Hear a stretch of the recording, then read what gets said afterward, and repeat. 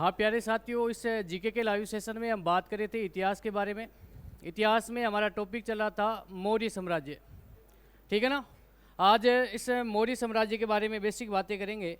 पिछली क्लास में भी हम कुछ सामान्य जानकारी हमने मौर्य साम्राज्य के बारे में बात की थी। आपसे पूछ ले कि मौर्य साम्राज्य के संस्थापक कौन है? चंद्रगुप्त मौर्य। कौन है? चंद्रगुप्त मौर्य। बतू ध्यान रखना, हम पीछे बात करें इतिहास में तो बात करें मगध के बारे में। किसके बारे में? मगध महाजनपद के बारे में बात करें।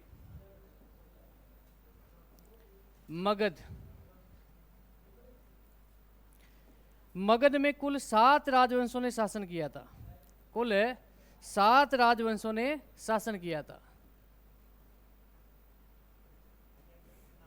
राजवंशों ने शासन किया था। इसमें ध्यान रखना, सबसे शक्तिशाली राजवंश कौन सा था? शक्तिशाली राजवंश था मौर्य, ठीक है ना। आपसे पूछा जा सकता है कि मगध पर शासन करने वाला सबसे शक्तिशाली राजवंश कौन सा है? मौर्य। और आपसे पूछ ले कि प्राचीन भारत का सबसे शक्तिशाली राजवंश कौन सा है? मौर्य। ये भी ध्यान रखना है, प्राचीन भारत के इतिहास का, प्राचीन भारतीय इतिहास का सबसे शक्तिशाली राजवंश भी कौन है? मौर्य। समझना, बात करें इस मौर्य साम्राज्य की स्थापना कैसे की गई और इनके संस्थापक चंद्रगुप्त मौर्य कौन था, इनके बारे में बात करें तो बच्चों ध्यान रखना, बात करें 6वीं शताब्दी ईसा पूर्व में जब मगध पर ध्यान रखना शासन था किसका? नंद वंश का। किसका था? नंद वंश का। और नंद वंश के समय तक्षशिला, ध्यान रखना, तक्षशिला किसकी राजधानी थी? गांधार की। मैं इसको वापस से एक बार समझा रहा हूं कि मौर्य साम्राज्य की स्थापना कैसे की गई। बात करें लगभग 3री शताब्दी ईसा पूर्व, ठीक है ना, लगभग 3री शताब्दी ईसा पूर्व, लगभग 3री शताब्दी ईसा पूर्व, 3री शताब्दी ईसा पूर्व मगध पर शासन किसका था?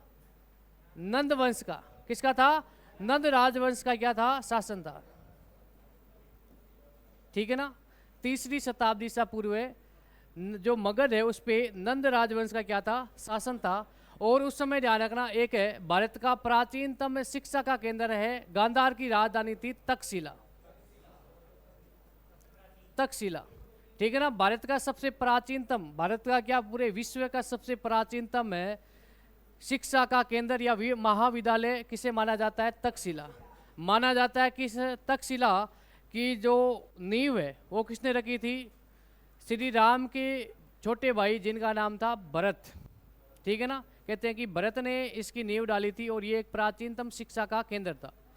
हम बात करते हैं 3री शताब्दी से पूर्व है, मगध पर शासन था नंद वंश का। और नंद वंश के शासक कौन थे? घनानंद, ठीक है ना। उस समय इस तक्षशिला का एक आचार्य था, शिक्षक था, जिसका नाम था चाणक्य। क्या नाम था?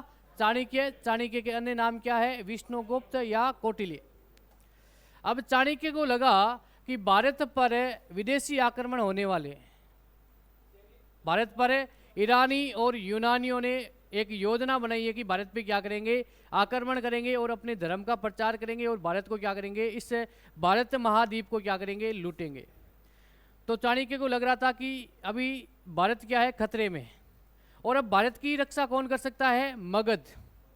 उस समय बात करें 16 महाजनपद में शक्तिशाली महाजनपद कौन था? मगध। और भारत की रक्षा कौन कर सकता है? मगध कर सकता है, क्योंकि भाई 16 महाजनपदों में सबसे शक्तिशाली है। मगध पे राजवंश कौन सा था? नंद। और नंद वंश के शासक कौन थे? घनानंद। तो चाणक्य ने अपने साथियों के साथ में एक मीटिंग की, बैठक की, और डिसीजन लिया कि अब भाई भारत को इस आक्रमण को कैसे बचाए, भारत को इस आक्रमण से कैसे बचाए, इस आक्रमण को क्या करें, हम क्या करेंगे, असफल कैसे कर सकते हैं।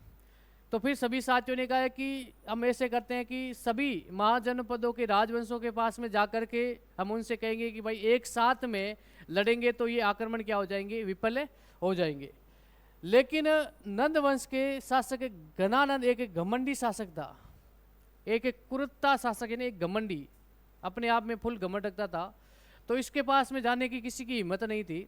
तो उस समय चाणक्य कहा जाता है मगध जाता है, और मगध की राजधानी क्या थी? पाटलिपुत्र। पाटलिपुत्र, मगध की राजधानी पाटलिपुत्र। पाटलिपुत्र में कौन था? गणानंद। गणानंद अपने राज दरबार में एक महायज्ञ का आयोजन कर रहा था। तो ऐसी स्थिति में चाणक्य किसके दरबार में चला जाता है? गणानंद के। अब चाणक्य एक आचार्य था, है ना, फटी हुई वेशभूषा, एक साधु संत के वेश में गणानंद के दरबार में चला करके गणानंद को सारी चीज़ बताता है कि भारत पर विदेशी आक्रमण होने वाला है और आप शक्तिशाली भारत का प्रतिनिधित्व आप करो। लेकिन गणानंद ने चाणक्य को अपने दरबार से अपमान करके निकाल दिया। तब बीच रास्ते से जा रहा था कौन है? चाणक्य वापिस कहाँ जा रहा था? तक्षशिला। तो बीच में एक इन जंगलों में ध्यान रखना, इन जंगलों में चाणक्य को एक बच्चा मिला राज किलम खेल खेलते समय। राज किलम एक खेल है, इस खेल को खेल रहा था एक छोटा सा बच्चा, ठीक है ना। राज किलम का मतलब यह है, इसमें ध्यान रखना ये प्रावधान है कि इसमें छोटा बच्चा एक राज दरबार लगा करके अपने साथियों की समस्या का क्या कर रहा था? समाधान कर रहा था। तो उसको किसने देख लिया था? चाणक्य ने। अब चाणक्य ने एक दिन देखा कि भाई ऐसे ही बच्चे खेल रहे। दूसरे दिन उसी समय उस बच्चे ने अपना वापिस एक राज दरबार लगा लिया था और जनता उनके सामने हाजिर हो रही थी और बच्चा, है ना, एकदम ईमानदारी से, है ना, एकदम उनके साथ में क्या कर रहा था? न्याय कर रहा था, निष्पक्ष न्याय कर रहा था। तब चाणक्य को लगा कि ये आने वाले समय में भारत का भविष्य कौन है? ये बच्चा है। उस बच्चे के माता पिता के पास में जाते हैं और कहते हैं कि 1000 उस समय जो दिनार थी, है ना, मुद्रा थी, 1000 मुद्रा में इस छोटे से बच्चे को खरीद लेता है कौन? चाणक्य। फिर अपने साथ में ले जा कर के तक्षशिला में उसे हर प्रकार की शिक्षा दी जाती है ना। जैसे कि एक राजा को शिक्षा दी जा रही है, वैसे ही इस बच्चे को शिक्षा दी जाती है। फिर बच्चा तैयार हो जाता है। तैयार होने के बाद में उस बच्चे ने ध्यान रखना पाटलिपुत्र पर चाणक्य के नेतृत्व में ध्यान रखना, गुरु कौन है? चंद्रगुप्त मौर्य का। आगे जाकर के बच्चा का नाम क्या हो जाता है? चंद्रगुप्त मौर्य। तो ये बच्चा क्या करता है? चाणक्य के साथ में आकर के पाटलिपुत्र पे क्या करता है? आक्रमण करता है। और उस समय भाई सबसे शक्तिशाली शासक कौन था? गणानंद। तो गणानंद ने कई बार चंद्रगुप्त मौर्य के आक्रमण को असफल कर दिया था। फिर एक बार की घटना है जब चंद्रगुप्त मौर्य और चाणक्य दोनों ही पाटलिपुत्र पर आक्रमण करते हैं और चंद्रगुप्त मौर्य युद्ध में क्या हो जाता है? पराजित हो जाता है। तो उसके पीछे सेना किसकी है? गणानंद की सेना थी। और एक ध्यान रखना, एक गरीब एक महिला रहती थी एक कुटिया में। एक कुटिया थी और उस कुटिया में कौन थी? एक गरीब महिला। गरीब महिला। और उस गरीब की महिला की कुटिया में जाकर के कौन शरण लेते हैं? चाणक्य और चंद्रगुप्त मौर्य। समझना, शाम का टाइम था, रात का टाइम था। उस महिला ने सभी के लिए क्या बनाया था? खाना बनाया था। उस महिला का एक छोटा सा बच्चा था। उस बच्चे ने गरम गरम रोटी के अंदर हाथ डाल दिया था। ये रोटी है, ठीक है ना बच्चों। इस रोटी को बच्चा खा रहा था और बच्चे ने बीच में से काटने की कोशिश की तो हाथ जल गया था उसका, और फिर बच्चा रोने लग गया। बच्चा रोना शुरू कर देता है कि मेरा हाथ जल गया। तो उस महिला ने कहा कि तू भी क्या कर रहा है? चंद्रगुप्त मौर्य और चाणक्य की तरह गलती कर रहा है। और उस महिला को नहीं पता है कि चाणक्य और चंद्रगुप्त दोनों ही उसके पास में, उसके घर के अंदर शरण ले रखे। तो फिर चाणक्य के दिमाग में आया कि चंद्रगुप्त मौर्य और चाणक्य ने कौन सी गलती कर दी।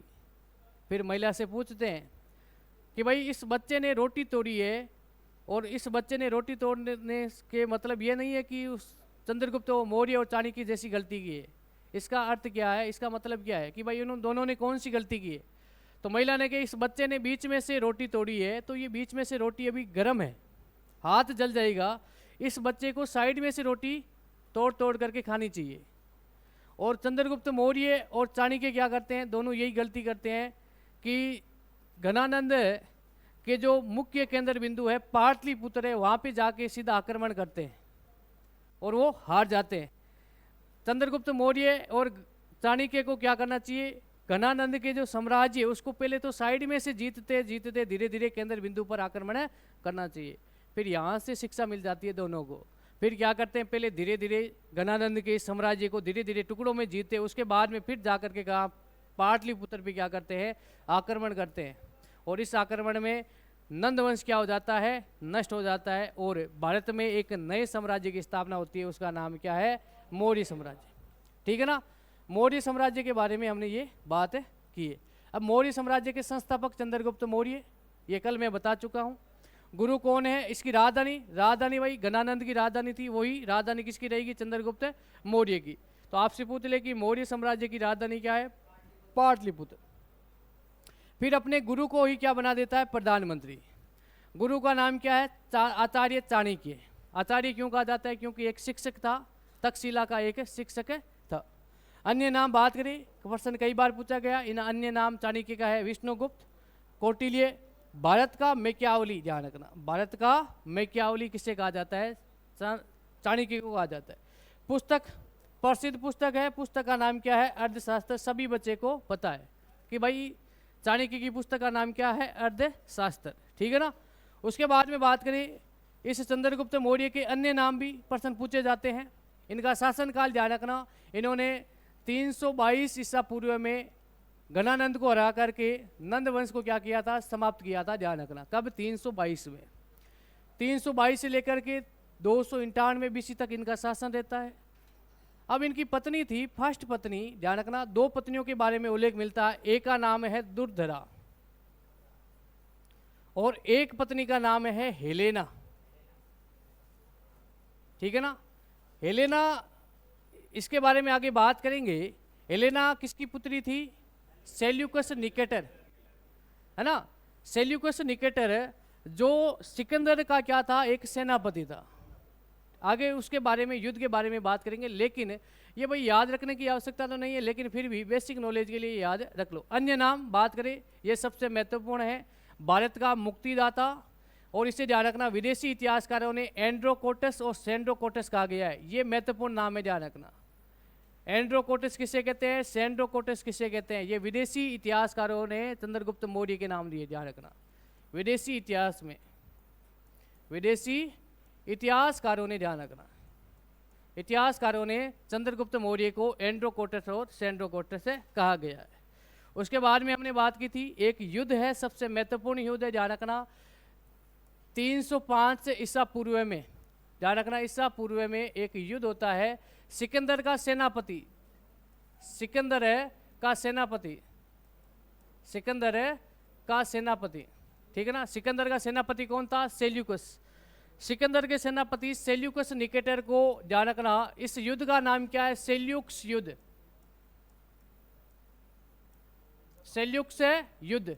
और इस युद्ध में चंद्रगुप्त मौर्य सिकंदर के सेनापति सेल्यूकस निकेटर को क्या कर देता है, पराजित कर देता है। क्या कर देता है, पराजित कर देता है। और फिर इस युद्ध में ध्यान रखना, सेल्यूकस पराजित हो जाता है और सेल्यूकस निकेटर की पुत्री, जिसका नाम क्या है, कार्नेलिया, या अन्य नाम है हेलेना।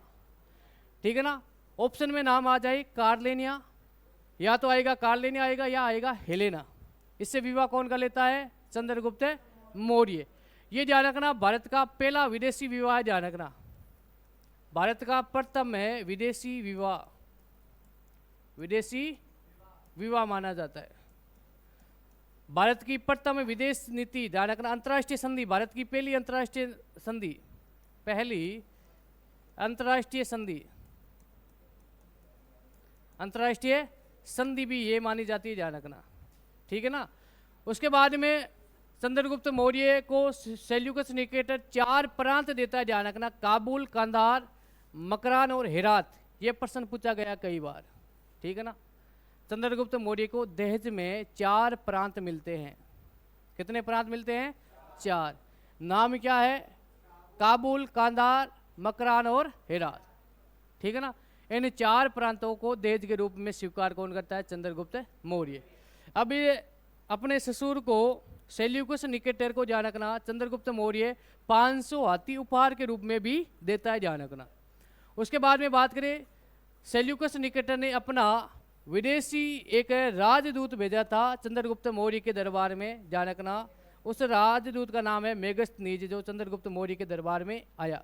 प्रश्न क्या पूछा जाएगा, प्रथम विदेशी राजदूत कौन था, मेगस्थनीज। किसके दरबार में आया है, चंद्रगुप्त मौर्य के दरबार में। और इसकी पुस्तक महत्वपूर्ण है, पुस्तक का नाम क्या है, इंडिका।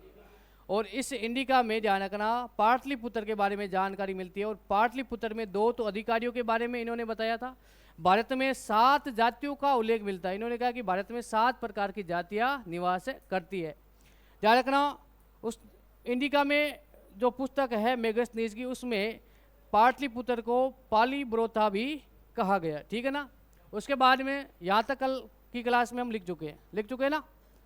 आज महत्वपूर्ण है क्या है, जूनागढ़ अभिलेख। जूनागढ़ अभिलेख महत्वपूर्ण क्यों है इसके बारे में समझते हैं।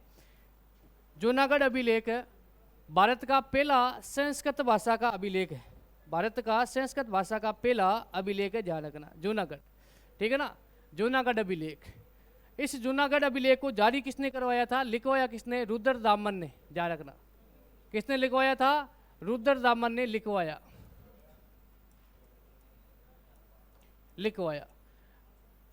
ध्यान रखना भारत का पहला संस्कृत भाषा का अभिलेख कौन सा है, जूनागढ़ का अभिलेख। ध्यान रखना बच्चों, इसमें ये महत्वपूर्ण क्यों है, क्योंकि इस अभिलेख में सुदर्शन झील जो वर्तमान में सौराष्ट्र गुजरात में इसका वर्णन मिलता है। देखो मेरी बात सुनो, एक नाम आया है सौराष्ट्र। सौराष्ट्र का मतलब क्या है, प्राचीन समय में, आज भी सौराष्ट्र किसे कहते हैं, महाराष्ट्र। ध्यान रखना MH यानी महाराष्ट्र और गुजरात के बीच का जो भूभाग है उसे क्या कहते हैं, सौराष्ट्र। जैसे कि मालवा, राजस्थान और MP के बीच का भूभाग जिसे क्या कहा जाता है, मालवा। ठीक है ना। वैसे ही गुजरात और महाराष्ट्र के जो बीच का जो भूभाग है उसे कहते हैं सौराष्ट्र। ठीक है ना। सौराष्ट्र से महाराष्ट्र अलग हो गया, सौराष्ट्र से गुजरात अलग हो गया था। यहाँ पर एक प्राचीनतम एक झील है जिसका नाम क्या है, सुदर्शन झील। ठीक है ना। सुदर्शन झील का उल्लेख मिलता है। और इस सुदर्शन झील का निर्माण किसने करवाया, ये ध्यान रखना, चंद्रगुप्त मौर्य का एक राज्यपाल था। चंद्रगुप्त मौर्य का एक राज्यपाल जिसका नाम क्या था, पुष्यगुप्त ने इस झील का निर्माण करवाया। ठीक है। और ये ध्यान रखना जूनागढ़ अभिलेख भारत का प्रथम संस्कृत भाषा में जारी किया गया अभिलेख है। Person very very important question बनते हैं, आपसे पूछ ले कि सुदर्शन झील का उल्लेख किस अभिलेख में मिलता है, जूनागढ़ अभिलेख। जूनागढ़ अभिलेख प्यारे बच्चों वर्तमान में कहाँ पे, कौन बताएगा, गुजरात में। ध्यान रखना कहाँ पे है, गुजरात। ठीक है। किस भाषा में लिखा गया है, संस्कृत भाषा में। ठीक है ना, संस्कृत भाषा में लिखा गया। भारत का पहला अभिलेख कौन सा है, जूनागढ़ अभिलेख। जूनागढ़ अभिलेख किसने लिखवाया है, रुद्रदामन ने। ठीक है ना। गुजरात का एक शासक था जिसका नाम था रुद्रदामन, जिन्होंने एक अभिलेख लिखवाया। इस अभिलेख में सुदर्शन झील का उल्लेख मिलता है। अब सुदर्शन झील का निर्माण किसने करवाया, चंद्रगुप्त मौर्य ने। अब चंद्रगुप्त मौर्य के मंत्री का नाम पूछ ले या राज्यपाल का पूछ ले तो नाम क्या है, पुष्यगुप्त। ध्यान रखना। ठीक है ना। सुदर्शन झील के बारे में उल्लेख मिलता है। फिर आगे बात करेंगे, इस झील से अशोक क्या करता है, सिंचाई के लिए नहरें भी निकालता है। क्या निकालता है, सिंचाई के लिए नहरें भी निकलवाता है। ठीक है ना। आगे बात करेंगे, इसमें 3 शासकों के नाम मिलेंगे, एक तो चंद्रगुप्त मौर्य है, 2 तो मौर्य है, एक तो चंद्रगुप्त मौर्य और एक है अशोक। ठीक है ना, एक और भी शासक है। उसके बाद में बात करें, लिख देना इसको, लिखो भाई, लिखो जल्दी लिखो, थोड़ा सा ना लिखने में स्पीड रखो। झील महत्वपूर्ण है। अब इसमें ज़्यादा कुछ नहीं है। चंद्रगुप्त मौर्य अंतिम समय पहले तो शैव धर्म का अनुयायी था और फिर ये जैन धर्म को अपना लेता है। किसको अपना लेता है, जैन धर्म को। और फिर ध्यान रखना इनकी मृत्यु हो जाती है। जैन धर्म की एक प्रथा है सलेकना या संतारा प्रथा से स्वर्णबेला कर्नाटक में इसकी क्या हो जाती है, 291 ईसा पूर्व में इसकी मृत्यु हो जाती है। ठीक है ना। चंद्रगुप्त मौर्य ने कौन सा धर्म अपना लिया था, जैन धर्म को अपना लिया था। समझना, ध्यान रखना, जैन गुरु थे, एक भिक्षु थे जिनका नाम था भद्रभाव। उसने इसको जैन धर्म की क्या थी दीक्षा दी थी। ठीक है ना। और उसके बाद में इन्होंने अपने साम्राज्य को अपने पुत्र बिंदुसार को हाथों में सौंप करके ये श्रवणबेला कर्नाटक चले गए और वहाँ पर चंद्रगिरी की पहाड़ियों में सलेकना व्रत यानी सलेकना प्रथा से इनकी क्या हो जाती है, मृत्यु हो जाती है। समझना, मगध में लिख लेना बाद में, पहले समझ लो इसको। मगध में चंद्रगुप्त मौर्य के समय अकाल पड़ जाता है। क्या पड़ता है, अकाल। लोग पानी के लिए तरस रहे हैं, लोग खाने के लिए तरस रहे हैं, है ना। पशु पक्षी है ना, जीव जंतु सभी तड़प तड़प के मरे हैं। अकाल पड़ गया, लंबे समय के लिए अकाल पड़ गया। अब उस समय शासक कौन था? चंद्रगुप्त मौर्य। अब चंद्रगुप्त मौर्य ने कहा है कि मैंने कुछ ना कुछ पाप किया है, इस वजह से मेरे साम्राज्य में क्या पड़ा है? अकाल पड़ा है। तो एक जैन भिक्षु थे, संत थे जैन, जिसका नाम था भद्रबाहु। क्या नाम था? भद्रबाहु। उन्होंने कहा है कि सब ठीक करेंगे भगवान, आप विश्वास रखो। और चंद्रगुप्त मौर्य ने ध्यान रखना, अपना राजपाट, अपना उत्तराधिकारी अपने बड़े पुत्र जिसका नाम था बिंदुसार, बिंदुसार के हाथों में सौंप करके खुद क्या बन जाता है? एक जैन भिक्षु बन जाता है, जैन धर्म को अपना लेता है। ठीक है ना। और फिर अपने राज्य को छोड़ करके कहाँ चला जाता है? दक्षिण भारत में। दक्षिण भारत में एक स्थान है श्रवणबेला, कर्नाटक में है वर्तमान में। और श्रवणबेला में चंद्रगिरी की पहाड़ी है। कहाँ? कौन सी पहाड़ी है? चंद्रगिरी की पहाड़ी। ध्यान रखना, आज भी वहाँ पे स्मारक बना हुआ है चंद्रगुप्त मौर्य का। ठीक है ना। तो वहाँ पर सलेखना, सलेखना मतलब समझते हो ना, मैंने बताया था जैन धर्म में सलेखना, सलेखना का मतलब क्या है? अन्न जल सब कुछ त्याग करके मृत्यु को प्राप्त करना। ठीक है ना। और उपवास रख करके चंद्रगुप्त मौर्य ने प्राण त्याग दिए थे। ठीक है ना। उसके बाद में ये बात सबसे महत्वपूर्ण है, चंद्रगुप्त कौन से धर्म का अनुयायी था? जैन। क्यों इंपॉर्टेंट है समझना। इसका बेटा कौन है? बिंदुसार। चंद्रगुप्त मौर्य का उत्तराधिकारी कौन है? बिंदुसार है या नहीं है? बिंदुसार, ध्यान रखना प्यारे बच्चों, यह है आपके कौन से धर्म का? शैव धर्म का अनुयायी है। शैव या आजीविका, आजीविका धर्म का अनुयायी है। अब बिंदुसार का पुत्र कौन है? अशोक। और अशोक कौन से धर्म को अपनाएगा? बौद्ध धर्म को। इसलिए महत्वपूर्ण है। ठीक है ना। भिक्षा, दीक्षा किसने दी थी? दीक्षा एक होती है दीक्षा और एक होती है भिक्षा, दोनों अलग है ना। दीक्षा का मतलब क्या है? किसी धर्म के बारे में दीक्षित करना या ज्ञान देना, शिक्षा देना। और भिक्षा का मतलब क्या है? उपहार रूप से कुछ देना। भाई भीख अलग चीज है, मांगना तो अलग ही चीज है ना। ठीक है। फिर बात करें तो जैन धर्म को अपनाने के बाद में अपने, इसके बाद में सारा साम्राज्य अपने भाई बड़े पुत्र है बिंदुसार के हाथों सौंप करके श्रवणबेला स्थान याद कर लेना, क्योंकि ये प्रश्न कई पूछा गया है। श्रवणबेला कर्नाटक में चले गए। और यहाँ पर चंद्रगिरी की पहाड़ियाँ, देखो ये जियोग्राफी का प्रश्न भी तैयार हो गया। आपसे पूछ ले कि चंद्रगिरी की पहाड़ियाँ कहाँ पे है? कर्नाटक में। ठीक है ना। क्या हुआ? चंद्रगिरी की पहाड़ियाँ, ये जियोग्राफी का क्वेश्चन है, ध्यान रखना। चंद्रगिरी की पहाड़ियाँ कहाँ पे है? कर्नाटक में। और सलेखना या संतारा, संतारा प्रथा, ये जैन धर्म से संबंधित है।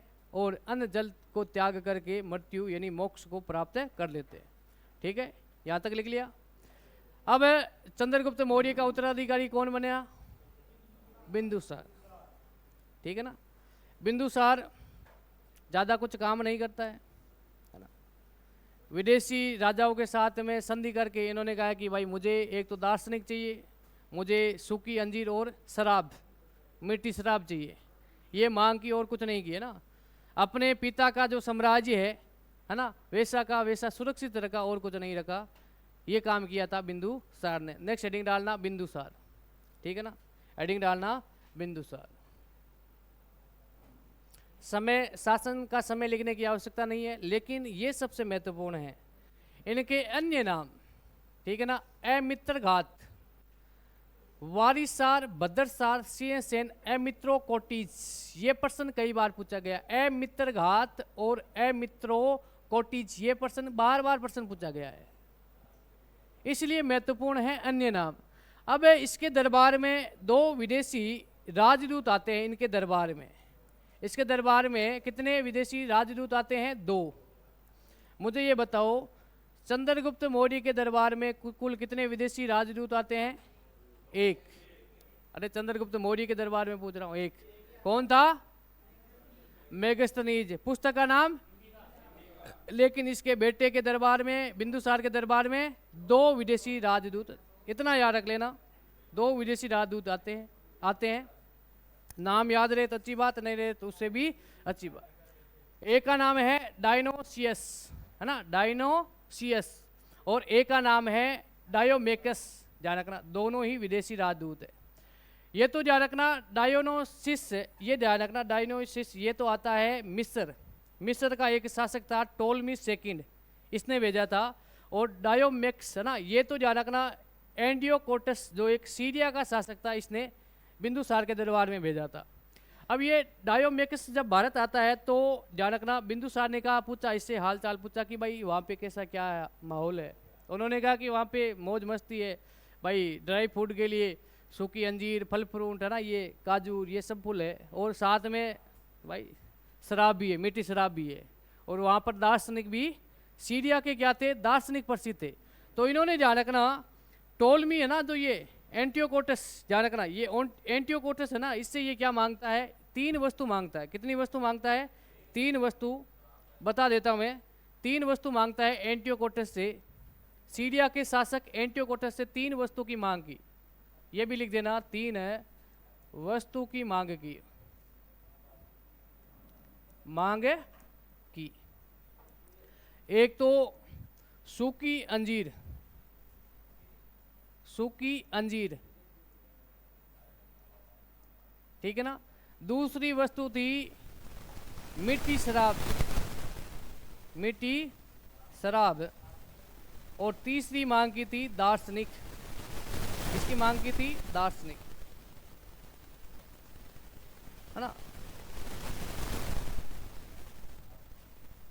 दार्शनिक। अब ध्यान रखना एंटियोकोटस ने कहा कि भाई हमारी परंपरा ये नहीं है कि हम दार्शनिक भेज सकते हैं, आपको सूखी अंजीर और मीठी शराब भेज दूंगा, लेकिन मैं दार्शनिक नहीं भेजूंगा। तो ध्यान रखना 2 वस्तु तो इसने भेज दी, लेकिन दार्शनिक भेजने से इन्होंने मना कर दिया कि हमारी ये परंपरा नहीं। उसके बाद में दार्शनिक होता है बच्चों, ध्यान रखना दर्शन एक सब्जेक्ट है, ठीक है ना। क्या होता है, एक सब्जेक्ट होता है, और उस दर्शन के बारे में जो जानकारी होता है, जो ज्ञाता होती है, उससे कहते हैं दर्शन या दार्शनिक, है ना। जैसे मनोविज्ञान एक सब्जेक्ट है या नहीं है। मनोविज्ञान के बारे में जो उसके बारे में ज्ञाता हो, उसके बारे में जो डिग्री कर रखा है, उसे कहते हैं मनोवैज्ञानिक। विज्ञान क्षेत्र में जो काम करता है उसे कहते हैं वैज्ञानिक। दर्शन एक सब्जेक्ट है ना। धर्म और अधर्म के बारे में बताना, है ना, लोगों के बारे में, लोगों का क्या नॉलेज है दर्शन के बारे में, उनके बारे में उनका ज्ञान देना, उसे कहते हैं दार्शनिक। इतिहास के बारे में जो इतिहासकार, और जो राजनीति के बारे में है उसे कहते हैं राजनेता, ठीक है ना।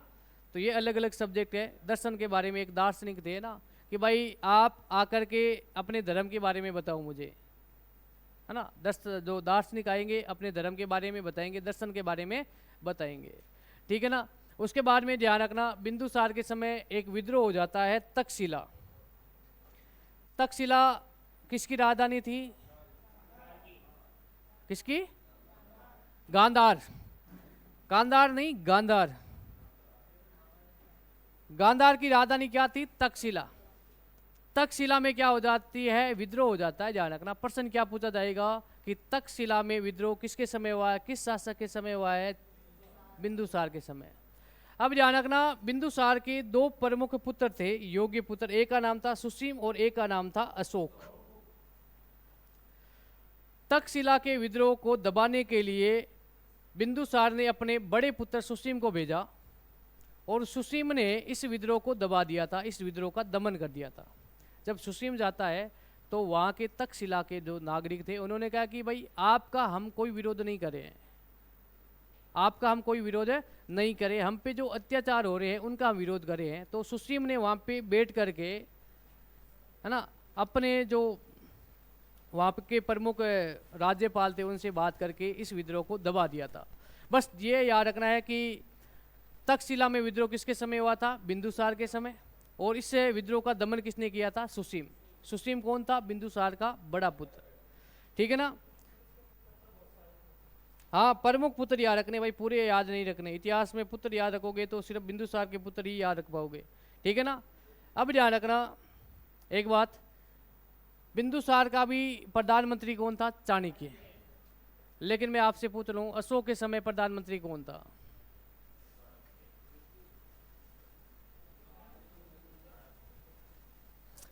मैं प्रश्न पूछ रहा हूँ पुराने स्टूडेंट उनसे, मैंने एक एक चीज़ लिखाई है भाई, इससे ज़्यादा डीप से लिखाया उस क्लास में पिछले बैच में। अशोक के समय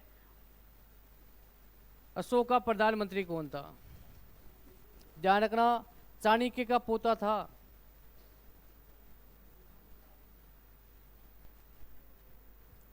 हाँ खड़ा हो, विकरण खड़ा हो भाई।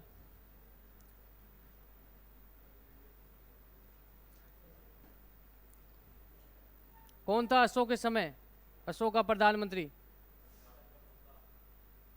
और उसका नाम क्या था? पढ़ते नहीं हो, है ना? देखो ये स्थिति है ना, जो पुराने स्टूडेंट और नए स्टूडेंट है ना, ये सोच रहे कि ये पहले से पढ़ रहे, ये स्थिति आपके सामने है, वास्तविक स्थिति है ये। हाँ साहिल,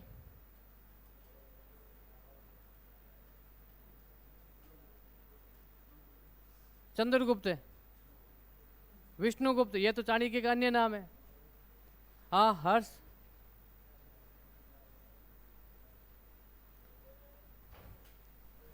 अब इन्होंने अपने सामने अपने नोट्स खोल रखे फिर भी इनको नहीं बताया, क्योंकि पढ़ते नहीं है, रिवीजन नहीं करते हैं। हाँ राधा गुप्त। सोनू देखो जल्दी, क्लास का टाइम खराब मत करो। कौन था? देख लो, ये ना घबराने की आवश्यकता नहीं, ये कंपटीशन है आपके सामने।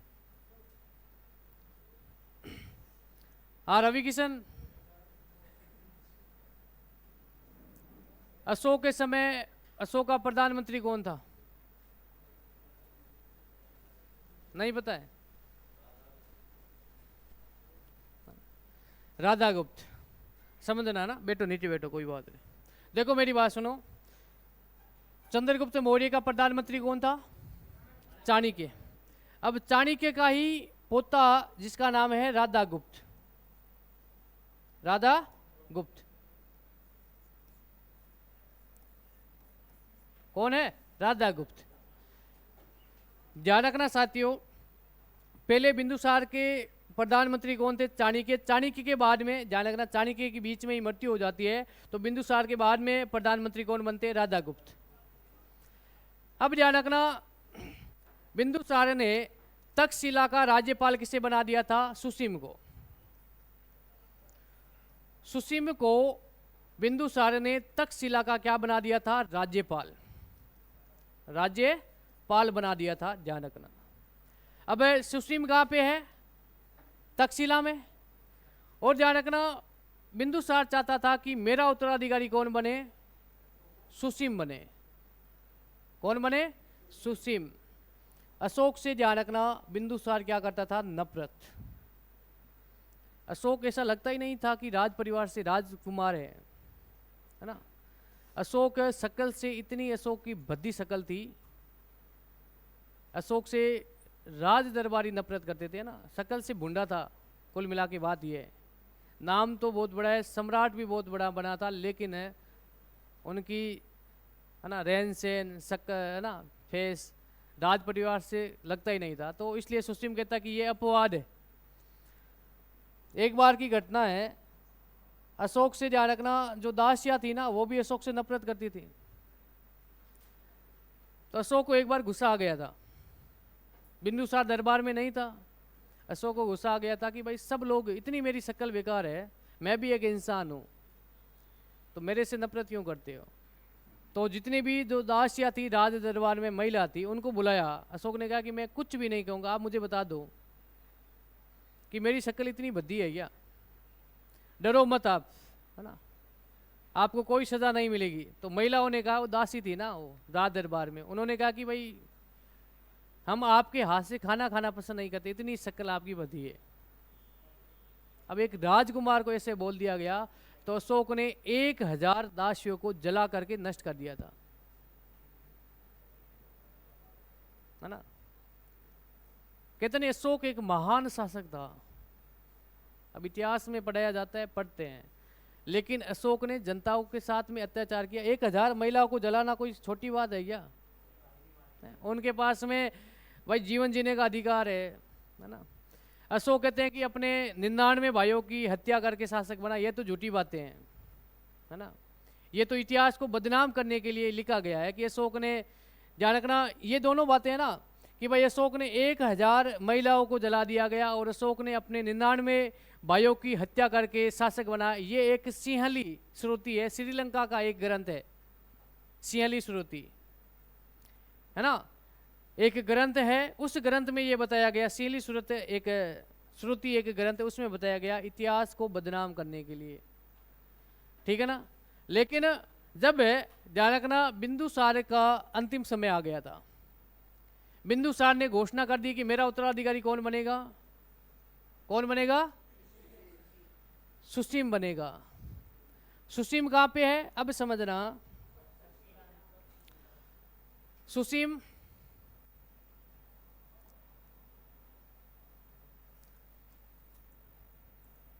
सुसीम और अशोक, ये दोनों ही पुत्र किसके, बिंदुसार के, बिंदुसार के पुत्र थे, है ना, बिंदुसार के पुत्र। बिंदुसार ने अपना उत्तराधिकारी किससे घोषित किया था, किसको किया था, सुसीम को, है ना, उत्तराधिकारी। क्योंकि सुसीम रियल में अशोक से क्या करता था, नफरत, ये बात है। लेकिन योग्य कौन था, योग्य अशोक भी था और सुसीम भी था। जब बिंदुसार का अंतिम समय आ गया था कि भाई अब बिंदुसार का राम नाम सत्य होने वाला है, तब बिंदुसार के 2 प्रधानमंत्री बने थे। पहले तो थे चाणक्य, और चाणक्य के बाद में प्रधानमंत्री कौन बन गया था, राधा गुप्त, राधा गुप्त। अंतिम समय में कौन था प्रधानमंत्री, राधा गुप्त। अब राधा गुप्त को आदेश दिया था बिंदुसार ने कि भाई मेरा उत्तराधिकारी किससे बना दे दिया, सुसीम को। सुसीम कहाँ था उस समय, तक्षशिला में। कहाँ पे था, तक्षशिला में। जब अंतिम समय में अब राधा गुप्त को लगा कि भाई बिंदुसार तो जाने वाला है, उस समय बिंदुसार के आदेश को न मानते हुए राधा गुप्त ने किसको बुला लिया था, अशोक को, कि भाई आपके पिताजी का अंतिम समय है और आप आ जाओ। सुसीम को जानकारी नहीं कि भाई पिताजी अंतिम समय में, है ना, बेड पे सो करके तड़प रहे कि मुझे जाना है। भाई बिंदुसार ने तो किसको, राधा गुप्त को कहा है कि मेरे पुत्र सुसीम को बुला लो, लेकिन राधा गुप्त ने धोखे से किसको बुला लिया था, अशोक को। जब अशोक आ जाता है बिंदुसार के सामने तो बिंदुसार डर से मर जाता है कि भाई ये कहाँ से आ गया, मैंने तो किसको बुलाया था, किसको बुलाया था, सुसीम को, लेकिन कौन आ गया था, अशोक, और अशोक से नफरत कर रहा था। पता नहीं है अशोक ने मार दिया या अंतिम समय था, भाई बेड पे था, वो मर गया। फिर अशोक को क्या बना दिया था, उत्तराधिकारी, ठीक है ना, उत्तराधिकारी बना दिया जाता है। लेकिन जानकारी किससे मिल जाती है, सुसीम को, कि भाई तेरे साथ में धोखा हो गया है, पिताजी ने तो तुझे कहा था, लेकिन शासक कौन बन गया है, अशोक। अब कहते हैं कि सुसीम यहाँ से निकलता है पाटलिपुत्र की ओर, अशोक को जानकारी मिल जाती है कि सुसीम आ रहा है। तो बच्चों ध्यान रखना, पाटलिपुत्र और तक्षशिला के बीच में ही अशोक ने सुसीम और सुसीम के पूरे परिवार को मरवा दिया था।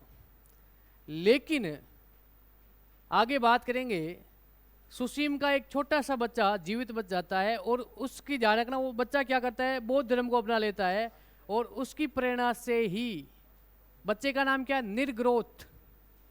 सुसीम के पूरे परिवार, है ना, जो रानियां थी, बेगम थी, सबको जला दिया था, परिवार पूरे को नष्ट कर दिया था अशोक ने।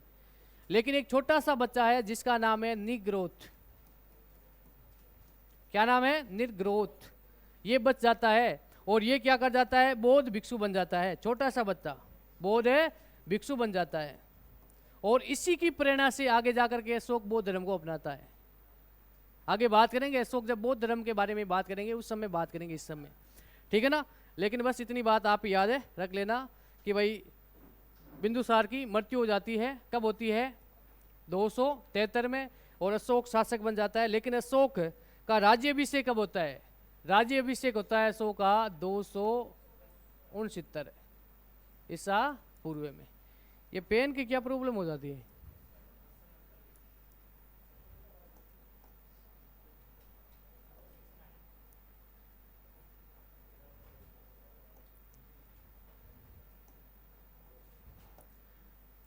ठीक है ना, ये बात आपको याद है रखनी है। ठीक है ना, अब नेक्स्ट लिखना, ये लिख दिया ना यहाँ तक, लिखना बिंदुसार का उत्तराधिकारी अशोक बनता है। बिंदुसार का उत्तराधिकारी अशोक बनता है। नेक्स्ट हेडिंग डालना अशोक, सम्राट अशोक, सम्राट है अशोक। अब देखो प्यारे बच्चों समझना, मुझे ये बताओ कि बिंदुसार की मृत्यु कब हो जाती है? बिंदुसार की मृत्यु कब होती है? 272 ईसा पूर्व में। लेकिन अशोक का राज्याभिषेक कब होता है? अशोक का राज्याभिषेक होता है 269 बीसी या ईसा पूर्व, बीसी या ईसा पूर्व। कहते हैं कि अशोक ने, ये कितने वर्ष है?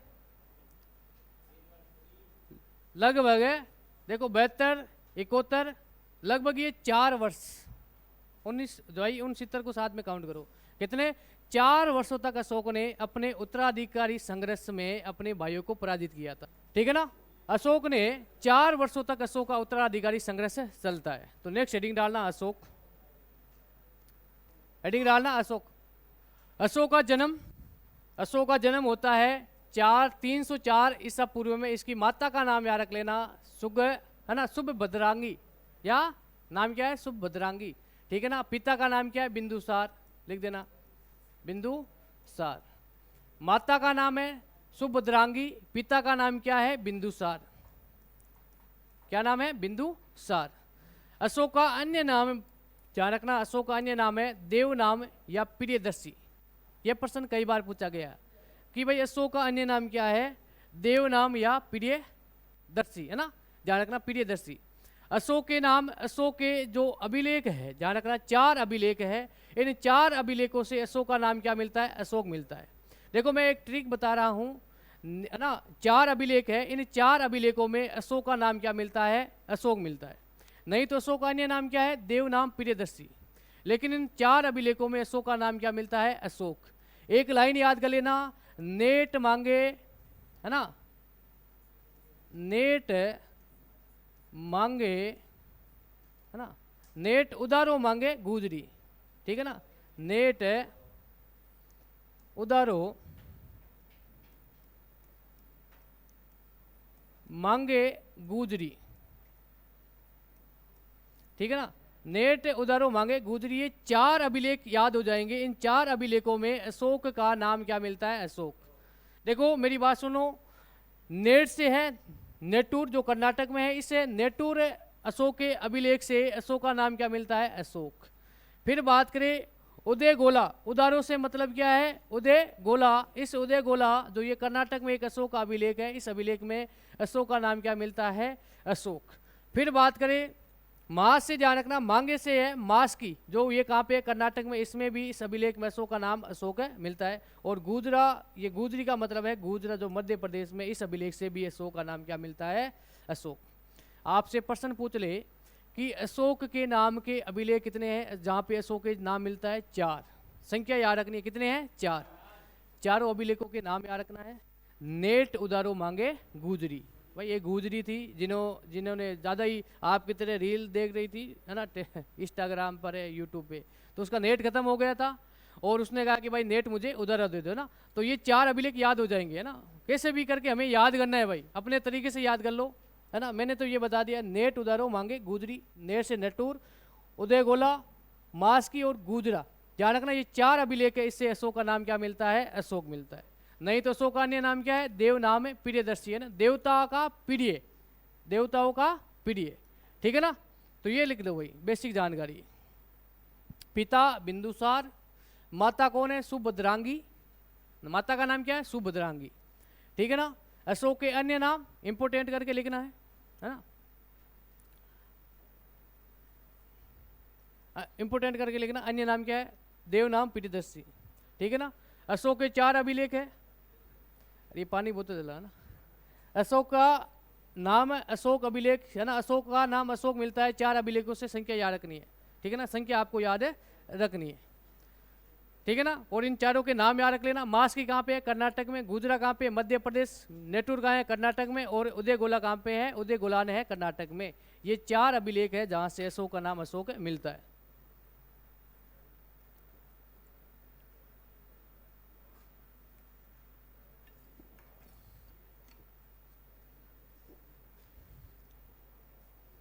लिख लेना इसको,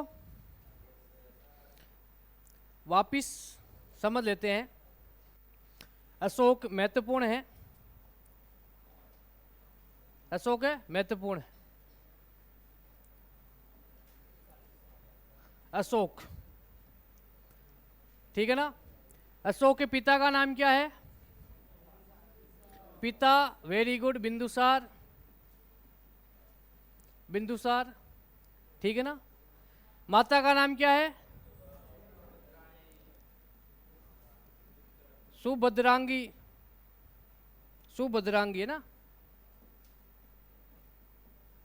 सुभद्रांगी है ना, ध्यान रखना।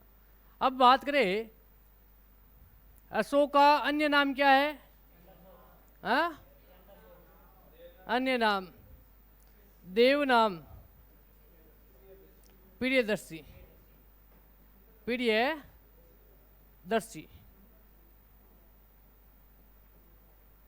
देव नाम प्रियदर्शी, ठीक है ना। अब अशोक का नाम अशोक मिलता है कहां से? ये पहला प्रश्न है। अशोक का नाम अशोक कहां से मिलता है? 4 अभिलेखों से। कितने अभिलेख? 4। एक लाइन याद कर लो, नेट उदारो, नेट मांगे या उदारो मांगे, नेट है ना, नेट उदारो, उदारो मांगे गुजरी,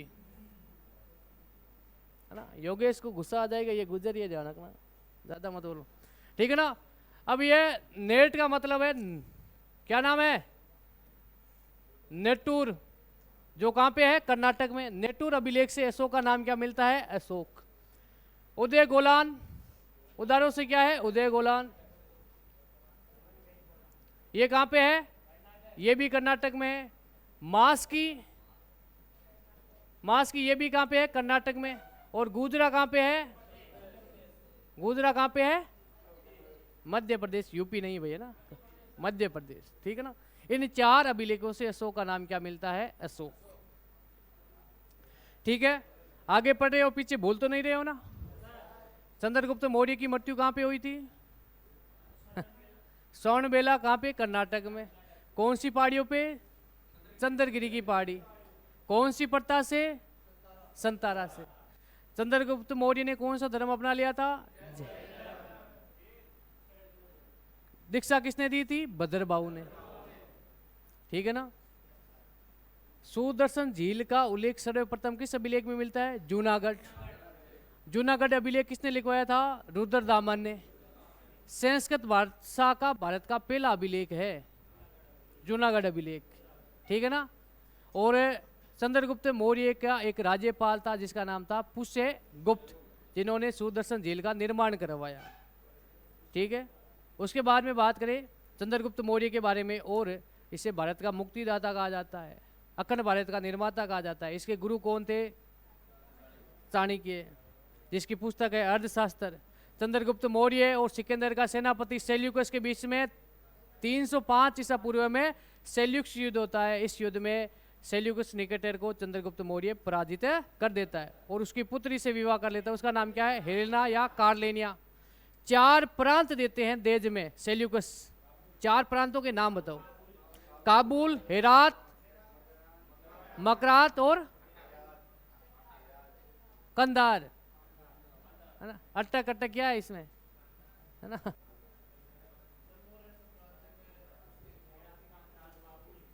हेरात, कांधार, काबुल और मकरात, बलूचिस्तान का ध्यान रखना। बताएंगे भाई सिक्के कब आएंगे ना, धीरे धीरे सब चीजें बेसिक है ना दूर हो जाएगी, ठीक है ना। ध्यान रखना चंद्रगुप्त मौर्य को 4 प्रांत मिले। एक का नाम है काबुल,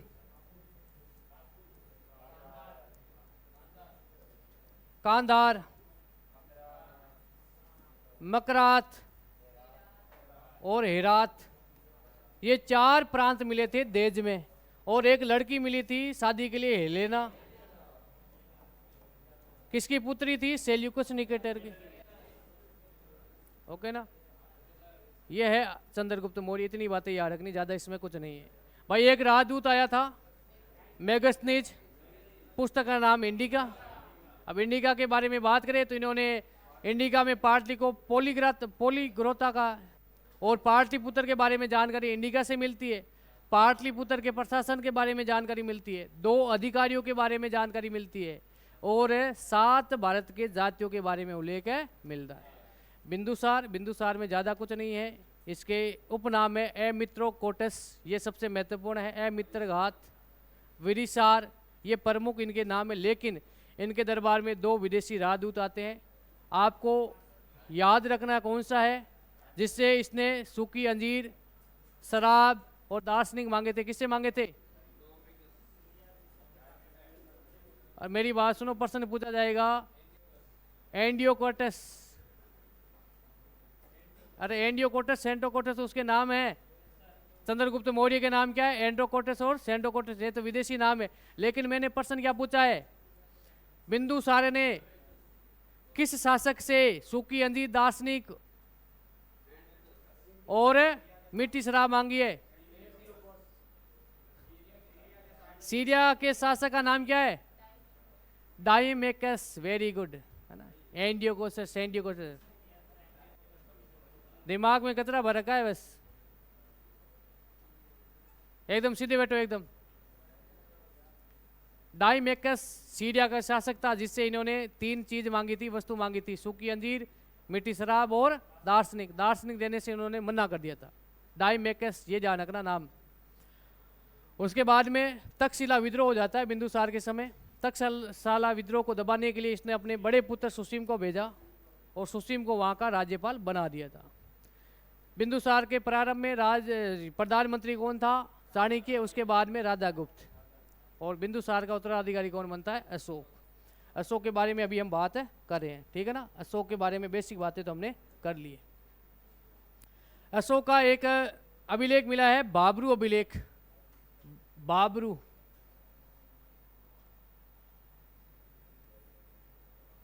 अशोक का एक राजस्थान से एक अभिलेख मिलता है। उस अभिलेख का नाम क्या है? बाबरू।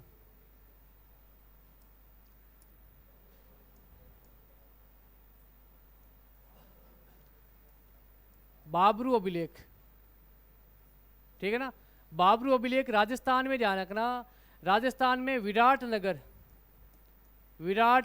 नगर जयपुर, जयपुर से एक अशोक का अभिलेख मिला जिसका नाम है बाबरू, ठीक है ना। पूरा सही नाम है, इसमें बबरू लिखा गया, लेकिन बाबरू अभिलेख राजस्थान में अशोक का, ध्यान रखना। इसमें अशोक ने स्वयं को मगध का सम्राट बताया है। प्रश्न क्या पूछा जाएगा? अशोक के किस अभिलेख में अशोक ने मगध का स्वयं को सम्राट बताया है? बाबरू अभिलेख। बाबरू अभिलेख अशोक का कहाँ से मिला है? राजस्थान में विराटनगर से।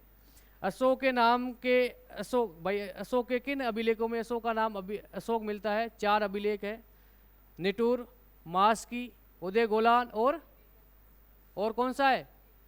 गुजरा, है ना। नेटूर, मास्की, उदय गोलान और गुजरा, इन अभिलेखों से अशोक का नाम क्या मिलता है? अशोक। लेकिन अशोक ने बाबरू अभिलेख में, ध्यान रखना, ये बताया कि मैं मगध का क्या हूँ? एक सम्राट हूँ, ठीक है ना। अब बात करें अशोक के अभिलेखों की खोज किसने की है? अशोक के अभिलेखों की खोज किसने की है? अभिलेखों की खोज की है टी फैंतलर। कब की है? ध्यान रखना, 1750 में। ये सबसे महत्वपूर्ण है। अशोक के अभिलेखों को सर्वप्रथम कब खोजा गया? 1750 में। किसने खोजा? टी फैंतलर ने। पढ़ा किसने? ये भी महत्वपूर्ण है। पढ़ा किसने है? 1837 में जेम्स प्रीसेम्स ने, ध्यान रखना। अशोक के अभिलेखों की भाषा के बारे में बात करें तो ध्यान रखना, 4 प्रकार की लिपियों का उल्लेख मिलता है। कितने प्रकार की? 4 प्रकार की, ये बात याद रखनी है। 4 प्रकार की लिपियों के बारे में उल्लेख मिलता है। पूरा प्रश्न क्या पूछा जाएगा कि अशोक के अभिलेख कितनी लिपियों में लिखे गए? 4। दांत क्यों निकाल रहा है? याद हो रहे ज़्यादा? हाँ, 4 प्रकार के लिपियों का उल्लेख मिलता है, ठीक है ना। 4 प्रकार की लिपि, एक तो है ब्राह्मी लिपि जो भारत में है, पाकिस्तान में खरोष्टी और अफगानिस्तान में अरमाइक, और बच्चों मध्य एशिया में ध्यान रखना ग्रीक लिपि से अशोक के क्या मिले हैं, क्या मिले हैं, अभिलेख मिले हैं, ठीक है ना। और अशोक के अभिलेख की लिपि कितनी थी, 4। भाषा पूछ ले तो ध्यान रखना भाषा कौन सी है, भाषा, तो भाषा ध्यान रखना प्राकृत, प्राकृत पाली भाषा है, ठीक है ना। अशोक ने स्थानीय भाषा को ज़्यादा ही महत्व दिया है। तो प्यारे बच्चों, कल की क्लास में अशोक के बारे में बात करेंगे, और आज क्लास का समय हो गया पूरा। आज के लिए इतना ही। जय हिंद, जय भारत, ठीक है ना।